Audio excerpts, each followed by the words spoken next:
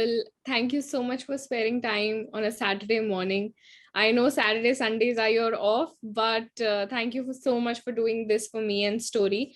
Today's conversation is going to be very exciting because you come from a generation that has taught us patience and hard work and everything. And now we just see everybody chasing the next thing, next goal without any work-life balance. There's so much that I want to ask from you as to given the success that you are, the position that you are at, everything, and still you look put together, right?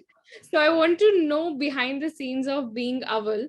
So thank you so much for joining us, and I hope this is an exciting conversation for both of us and a good learning journey for me. Sure, Nadi. So firstly, thank you so much for even your time on a weekend on Saturday morning, as also to Stori, who brought this opportunity to me. So I'm really thankful for this. Perfect. So my first question has to be this: what makes you like? What makes you you? Because you must have seen so many people coming, going, being burdened with a lot of responsibilities and this and that, and you're still growing. Like I'm looking at your experience section on LinkedIn, and it's, oh my God. So what has kept you going? So Nadi, I think for me, one big driver has always been this never say die attitude. The second has been my strong will and the perseverance. So I've never let things slip by.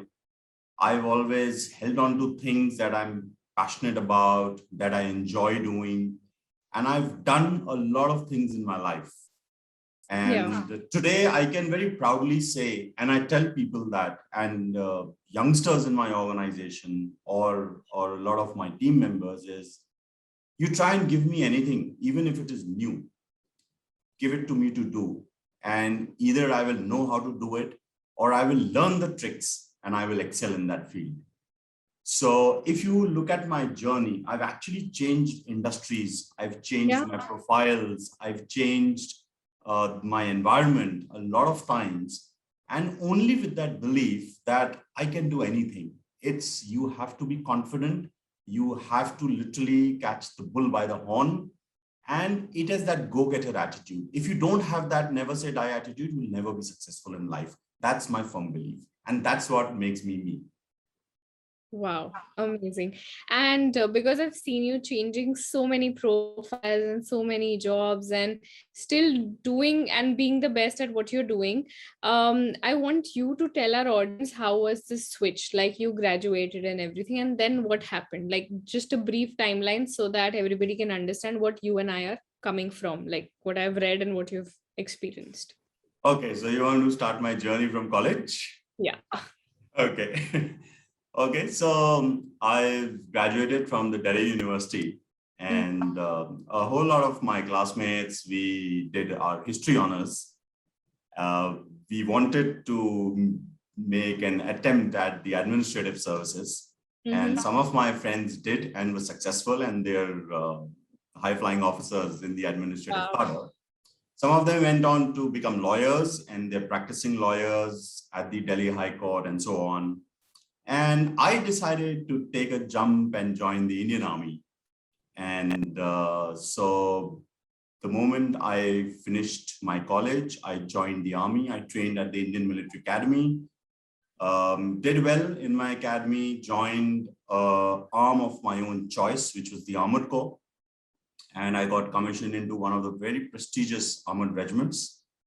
I served the Army again with my passion, with all that it took to excel in the Army. Because of that, I did extremely well and got some very coveted appointments. I was then picked up to also do a field assignment. I was posted on the line of control in J&K. I did a lot of things there. I got some awards for the work that I did in field in J&K. But at a point, I decided that I wanted now to do something else in life. And typically, if I would have continued, I was doing well in the Army, I would have just continued doing till till whatever timeline. But then I decided, I said, I have to try something else in life. And so I left the promise of a good government career and stepped into the corporate world in 2005. And that is the time when the BPO culture was in and booming. A lot of people told me that you should look at the BPO. And so I entered the BPO world. And but what in the BPO world was again a question: should I get into operations? Should I get into the administrative side of it? Should I get into security? And one thing I was very clear, or rather two things I was very clear. One was that I didn't want to get into the typical fields that army personnel are looked upon, which is security and administrative tasks. And the second is I will never use my rank. So you would have seen a lot of army people use their ranks, so majors, colonels, brigadiers, and so on. Right from day one, I decided not to use my rank because I wanted people to know me for what I am, not what I've done or what I was in my past. And for people to acknowledge the work that I would bring to them or the value that I would bring. So that's the very conscious decision that I took. And but very quickly, I realized that BPO was not an environment that I would like to be, because stepping out of the armed forces, I wanted to actually learn the corporate way of life, how things are done outside. And I needed an organization that could handhold me, that could teach me, that could take me through. And so I got an opportunity with a very large American multinational company, and I joined them as the head of corporate real estate for India. Multiple facilities, multiple locations across. They had various joint ventures with very large Indian multinational companies in India. That gave me a lot of insight into how business operations are implemented, taken through. One great thing that this organization had was that they had developed an online university with tie-ups with some of the great American universities and hosted online courses. And mind you, this I'm talking about way back in 2005, 2006, when a lot of the online learning platforms that exist today were not even thought of during that time. And me being somebody who's always looking for knowledge, I quickly took on to these online universities and I tried to skill myself. I tried to learn a lot of new things. So I got myself certified in Six Sigma. I did a lot of courses on process improvement projects, a lot of courses on leadership, time management, and so on, in the corporate governance and compliance and risk management and so on.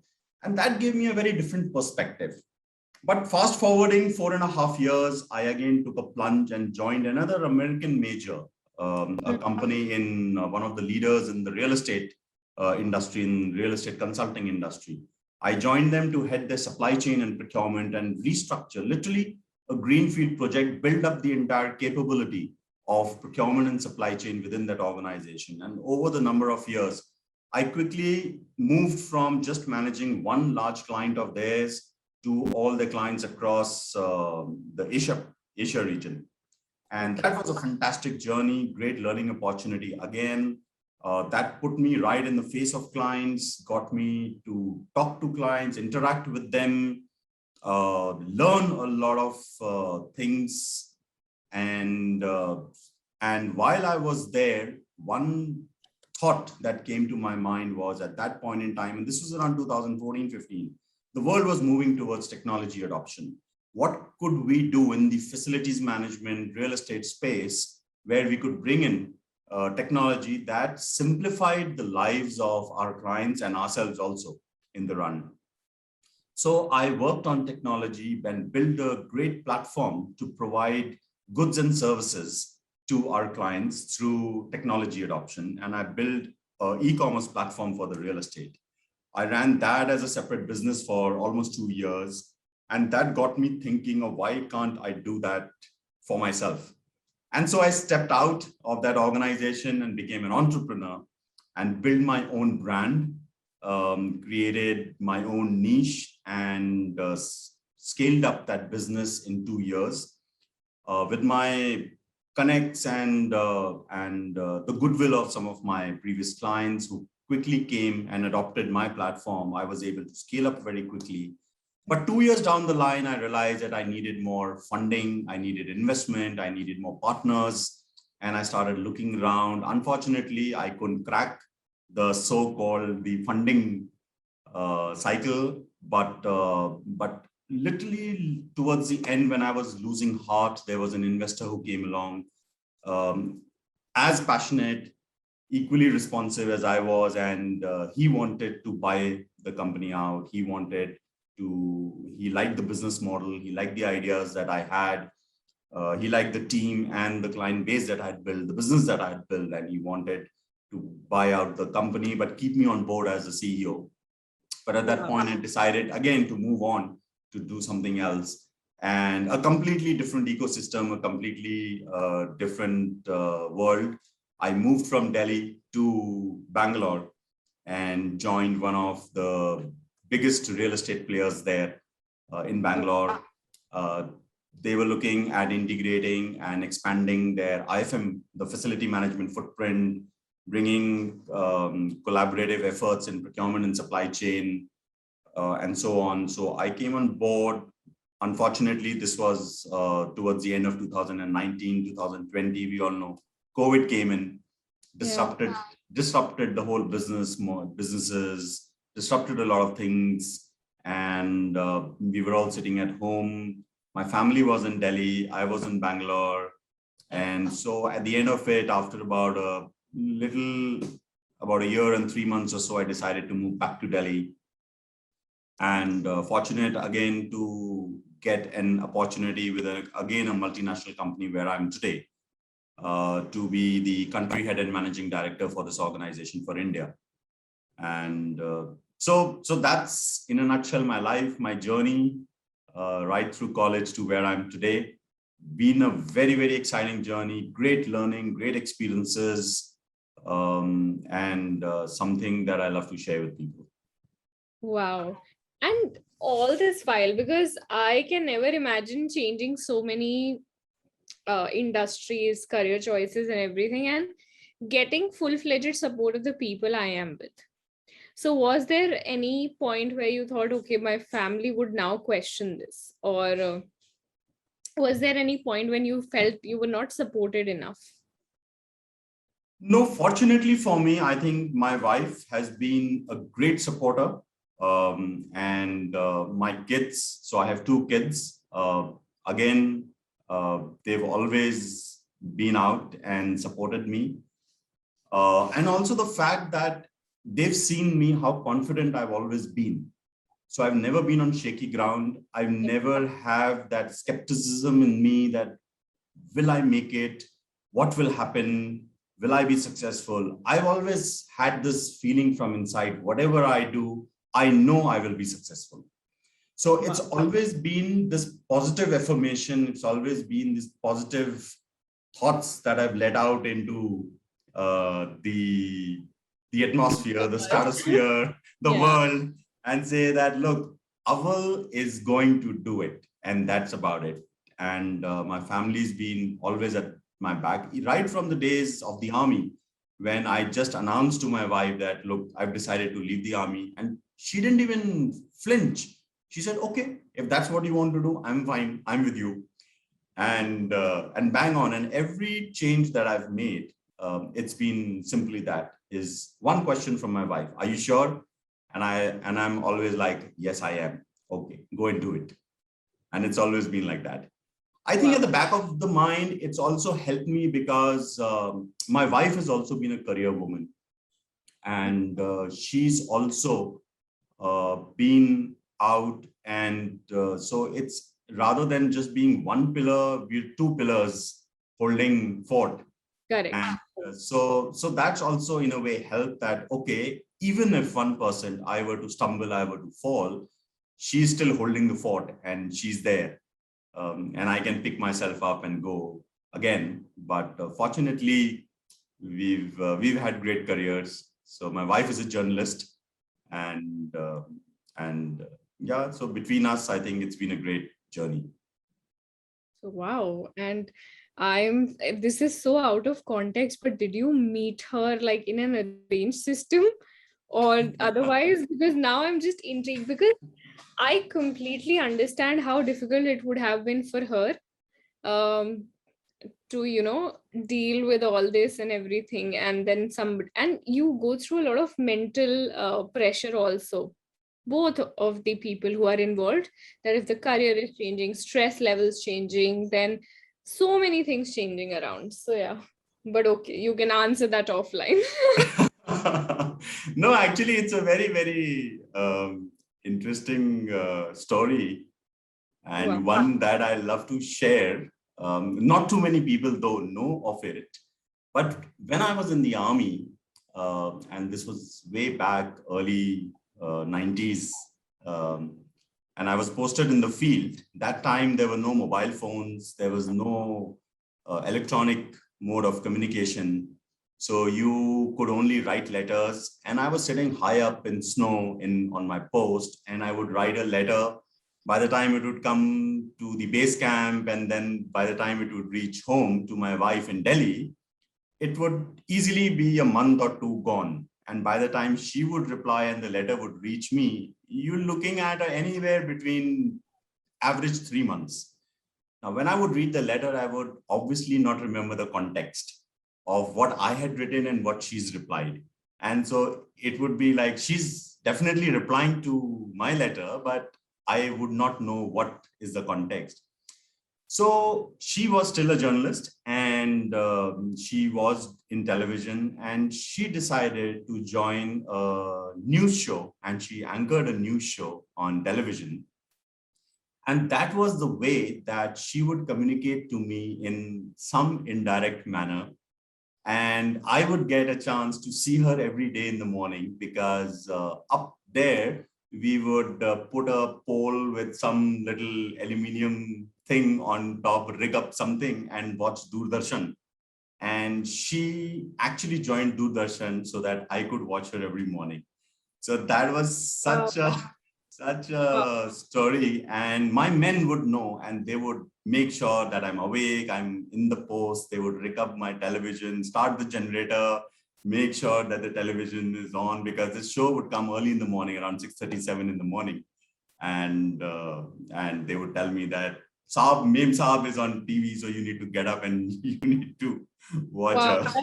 you've given me goosebumps. Now I'm going to ring up everybody and tell this story until this interview is out. But oh my God, you're very fortunate, both of you. And your kids have rock star parents. So yeah, congratulations on that. This is a really beautiful story. Thank you for telling us this. And so that gets me to my next question. How different is the life from army to being in the corporate world, in and out? Well, there are definitely many, many differences between the two, and both are different lifestyles altogether. So the army had a much higher level of camaraderie, of bonding, of really being one united family.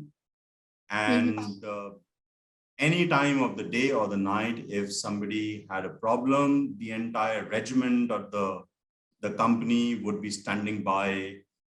Ladies were very well looked after. The kids were in a very, very nice environment. And in a regiment or in a battalion, you are generally of the same age bracket, Yeah. right? You're from the same background. Literally, salaries are not too different. So your financial backgrounds are generally in alignment. So nobody's really trying to show off from that perspective or flash fancy articles and so on. So everybody knew everybody, and everybody knew what backgrounds and so on. So the connect was really great. Even today, if a lot of my course mates call me, or people from my regiment, or people that I've worked and served together, we meet like bum chumps. Even though we don't meet often, we don't connect often, we don't call each other very often. But the moment you know that somebody's in town, you will make an effort to go meet up, catch up, have a drink together, have a meal together, and you've connected with their spouses, with their kids. Everybody knows you either as bhaiya or uncle or somebody. And that is one factor that I find completely missing from the corporate life. Corporate life, it is a very matter of a fact environment. Yes, you build your connects, you have networking events and all, but you're not really friends. It's very top level. Sorry? It's very top level connection. Yeah, it's a very superficial level, right? So you know that, yes, so and so person, maybe you have something that you can gain out of them.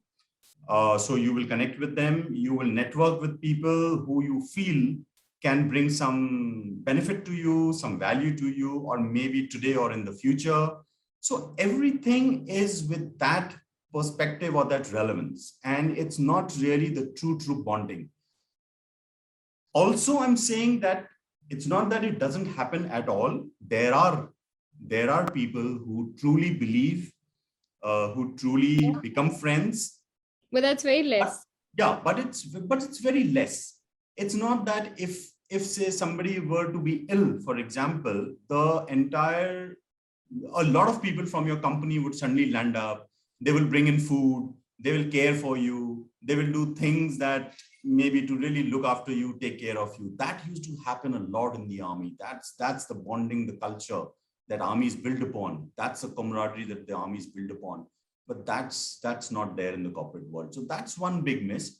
Although there are a lot of other positive things in the corporate world, and the experiences that you have, the flexibility that you have on moving around, like I've changed jobs, I've changed organizations, I've changed industries, I've worked.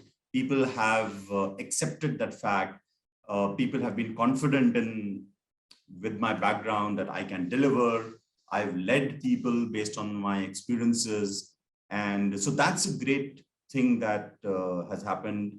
You couldn't do that in the army. You couldn't leave army and join Air Force. You couldn't leave Air Force and join Navy and so on. So you couldn't move between the defense industry, or you couldn't move, or you didn't have that flexibility. So you were stuck in a particular regime, a regiment, and so on. But corporates allow you to do that.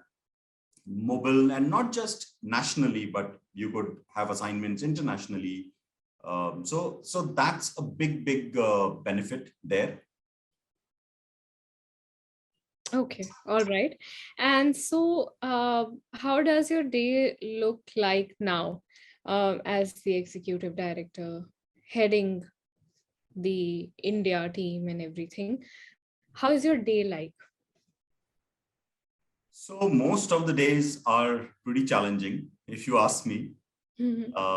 So I wake up early. I've always been an early riser. So I'm up by about 6-ish or so. I try and go for a little run, a little walk in the morning, and before I head out to work. So I'm in office by about 8:30, 8:45. I'm in office. And my day starts with a little bit of introspection on what I want to achieve for the day, what I want to do. My task list is something that I do early in the morning. And that's the me time that I have before people start walking into the office, which is normally around 9:15, 9:30, when everybody walks into the office. And so by that time, I'm sorted, I'm clear what I want to achieve during the day, what I want to do, and then get on with tasks. I usually meet up and catch up with the different functional heads in the morning, check with them, everything's aligned, everything's working. If it's sales, then what are the clients we're after? What's the progress? How are we shaping up? Any help support? I relook at our strategy in alignment. Where are we headed? Where do we want to go? And so on. That generally takes the first half of my day. I try and catch up. So I don't have lunch alone. A couple of us have lunch together. So my CFO, my head of operations, HR, and a couple of the other guys. So we all get together, have lunch. And during lunch, I tend to just break away from the official, talk about family, talk about what you did. Did you get a chance to go out? What's your plan for the weekend? And things like those, general about the family, about kids, and so on. Okay. Then the second half again goes back to maybe engaging with the client, some issues, or something that people need my support, a couple of calls here and there. And that generally ends the day. And around 6 in the evening, that's the time when 6:30 is the time when I try and leave the office, because it takes me about over 2 hours to get back home. So by the time I get back home, it's still quite late. Patience. Okay, but I'm pretty sure it's much more going on your days than you have explained, but it was a beautiful summary that gets me to the rapid fire section. So are you ready? Sure. All right. So I see a very strong mindset behind whatever you're saying, whatever you're doing, and the confidence. Now, what's one book, Netflix series, or anything that you've consumed so far that has given you the mindset that you have today? I'm pretty sure it's not just one thing, but if somebody is watching this interview, contemplating on switching, is feeling underconfident, is confused, is anything, anywhere, can be a founder, can be a freelancer. What's one book or Netflix series or anything that you want them to consume? It can be Bhagavad Gita also. So whatever it is. So actually, the time that I spend in the army in the field, I took to reading a lot, and somehow this habit of reading kind of stuck with me. And when I entered the corporate world, I actually moved to a lot of reading around transformation, about leadership, and about how you work with teams. Yeah. And there have been a couple of books that have actually been a great influence on the way that I work, or the way that I get people to work, or the way that I build teams. A couple of books that have been really close to me. One is, this is by this author, Hal Urban, called Life's Greatest Lessons. And it's about 20 things that matter. So that's one book that I've loved reading. From a team perspective, I think one that really stands out is by Patrick Lencioni. And this is the 5 dysfunctions of a team. And he's also written another book, which is the 5 temptations of a CEO. And I think both have wonderful perspectives, and I think great reads. I'm also very fond of Marshall Goldsmith. So if you actually go back to one of his books, What Got You Here Won't Get You There, again, gives you great thoughts, great insights. And it's actually very thought-provoking, where you can really sit back and you think about your journey and you say, aha, it gives you that aha moment. And then you realize, yeah, maybe some things I could have done it that way or done better. So I think these couple of books have been very close to me. And whenever I have some time, or when I'm traveling, I put one of these books in my bag and try and read a couple of pages.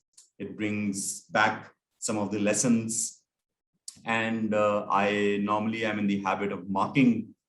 So I carry a pencil and I marks sentences or paragraphs. And when I'm rereading a book, I just pick up those highlighted aspects of the book and just quickly go over a couple of pages. So it refreshes my mind with the lessons that I wanted to take away from those books. All right, that's amazing. And I think 5 Temptations of a CEO, that book, now that title has stuck with me, so I'm definitely going to read that. Sure. Thank you for that. My next question is, what's one quote that whenever you felt low down, whatever it is, what's one quote or advice that has always helped you move forward? So in fact, I'll give you 2 quotes. Okay. So, and why, I'll also explain that. So again, when I was in the army, and I was posted in J&K on the line of control, I would take a train from Delhi to Jammu, and I would have an army vehicle that would then take me from the Jammu railway station to the border. And then I would climb my post, which would be a few days en route at a place called Rajouri, at a tri-junction. There is a huge hoarding. I don't know whether it exists today, but it definitely used to be there when I was there. And that had a beautiful quote at that tri-junction. And it said, "Impossible takes time, difficult will be done immediately." And that quote somehow stuck in my mind and is stuck till date. And what it essentially says is, there is nothing in this world that is impossible. If you think something is impossible, it will still be done, though it may take a little time to do it. But what most of the people say is very difficult to do, there is nothing that is called difficult. Difficult can be done instantly. You have to have the drive, you have to have the determination, and you have to have that right attitude, and you will do it. So that's one quote that's really stuck with me. And every time I would pass that tri-junction to go up to my battalion headquarters, I would stop by for a few seconds. There used to be a very nice tea shop there. And I would stop there, have a cup of tea, look at that code, and then drive on from there. And over the years, somehow that memory has not faded from my mind. So that's one.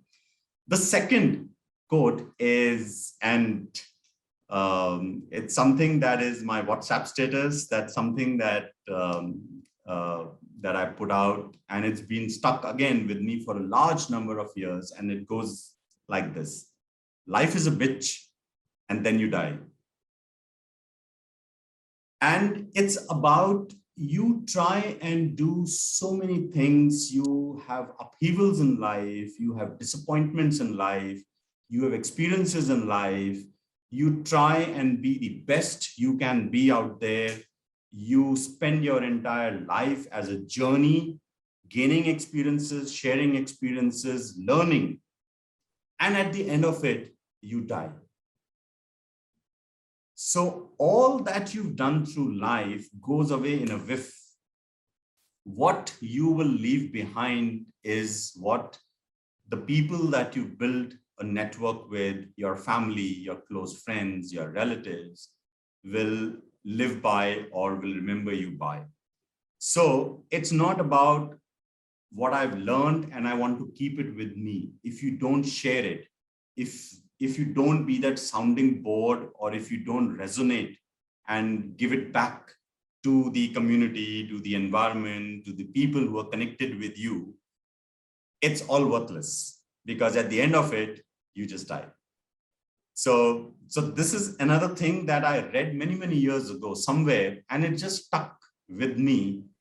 And slowly and slowly, the more I've seen it, the more I've liked it. And now it's just my status, that life is a bitch and then you die. Yep. And when you decode it, it's actually very deep. All right. So my next question is, what's one social media platform that you often hop onto and why? So for me, it's always been LinkedIn. While I am on Twitter, on Insta and others, but somehow I've always stuck to LinkedIn as my primary social media platform. It's so just that. All right. And what makes you go to LinkedIn? Like, what's one USP or, one thing that you love about LinkedIn? So again, I think my whole passion about learning, about gaining experiences. I think there are some wonderful people out there on LinkedIn who also put out a lot of their own experiences, their learnings out there, and which I pick up, I learn from there. And so that motivates me, that keeps getting me back to LinkedIn. All right. And which is one profile that we all should follow on LinkedIn? One Just, profile. yeah. Or a company page. It can be anything. Like, what post do you look forward to? Whose post do you look forward to? Um, so a couple of people that I follow, I mean, really follow is one. I really like Simon Sinek, if you've heard of him. He's a great thought leader, Yeah. gives you very deep and provides insightful approach to how you can lead an organization, what you do within the organization. And there's a very beautiful concept that he's been promoting for a number of years now. I think as far as I can remember, the early 2000s or so is about the fundamentals of the golden circle, the how, the why, how, and what. And so that's one big piece. The second is, and I'm sure you would have heard of him, is Kevin O'Leary. If you've ever watched Shark Tank, Yeah. yeah, so he's the Mr. Wonderful Yeah. on the Shark Tank, and I think I love watching his content. And most of the things, even on LinkedIn, is a lot of clips from his show, the Shark Tank, and what he's done. And he provides you great insights and tips on everything that's related to business. Yeah. Right. And you will also observe that most of the times he's got this no nonsense approach. Yes. And really beautiful business acumen to the point. And therefore, he's actually somebody great to follow on the LinkedIn platform. So, all right. So this is one guy I follow. Yeah, and I think another one is Guy Kawasaki. Again, if you've heard of him, an expert in innovation, great guy for marketing, podcasts. He runs a beautiful podcast that I often listen to. And it's called The Remarkable People, where he's interviewed a host of famous personalities and literally brings out a lot of their insights onto the podcast. And also, I think Guy is also somebody that I really look at on LinkedIn. So I think these couple of people, and I really believe, and I tell people also that I think whenever you can, try and see what they're doing, what they're posting, and I think some great lessons from what they do. All right. And so what's one feature that you think is underrated on LinkedIn? It can be DMs, it can be comments, it can be just following somebody, content, interacting with content, any feature or the featured section, profile picture, whatever it is. What's one feature or part of LinkedIn that's quite underrated but you love it?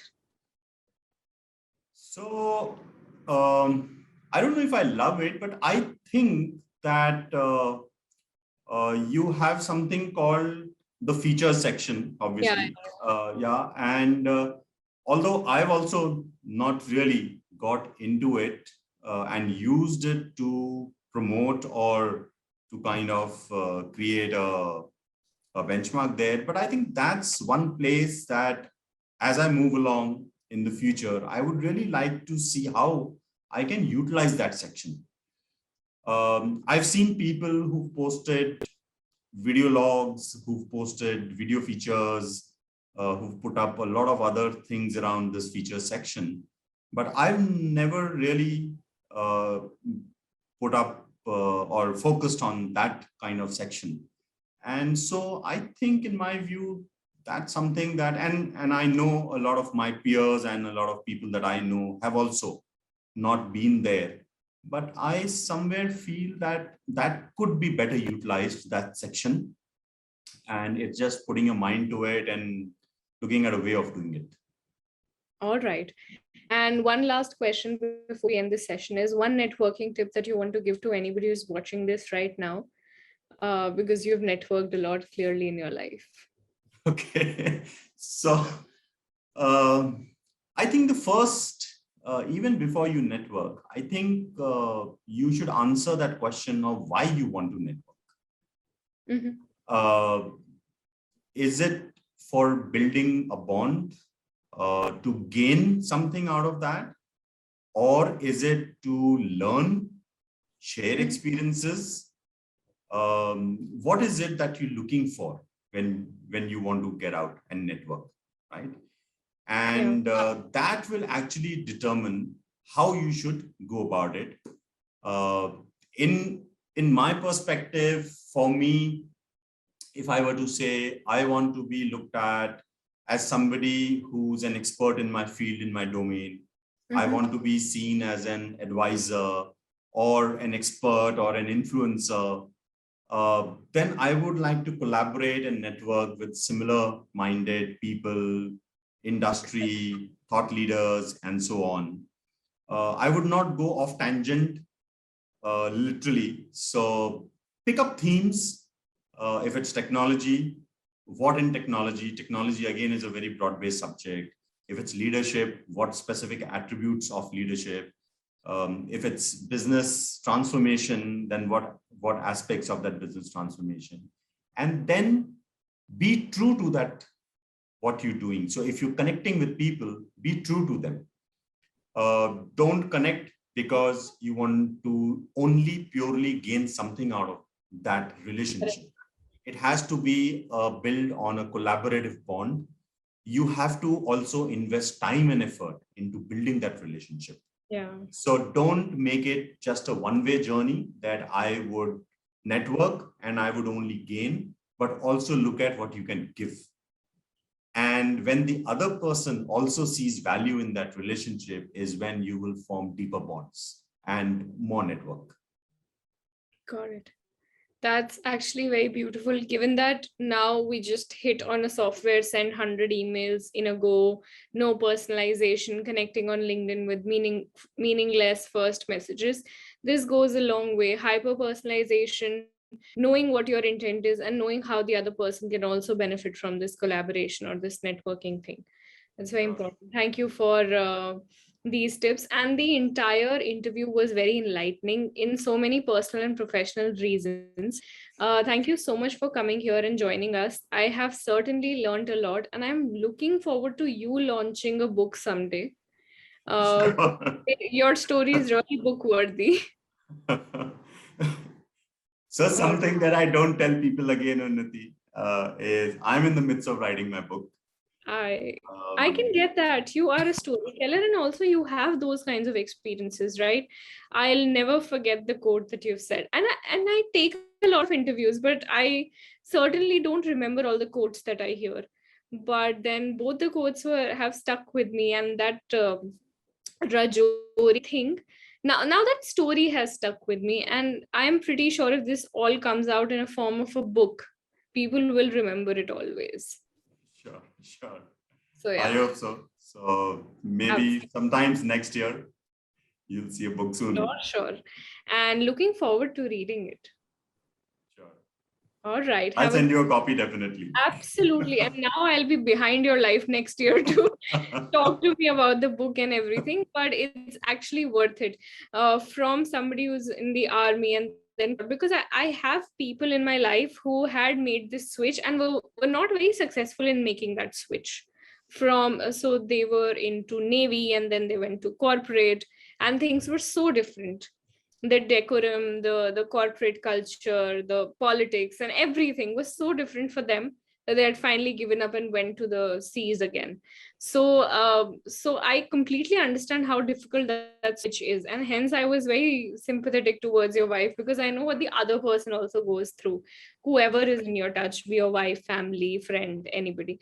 So I get her side of the story as well. So yeah, I look forward to the book, and your kids are really fortunate to have you as parents because I'm pretty sure you're pretty understanding and everything. So yeah, it was very enriching for me. Thank you for doing this. Thank you so much for this opportunity, Unity, and to Story. Thank you so much.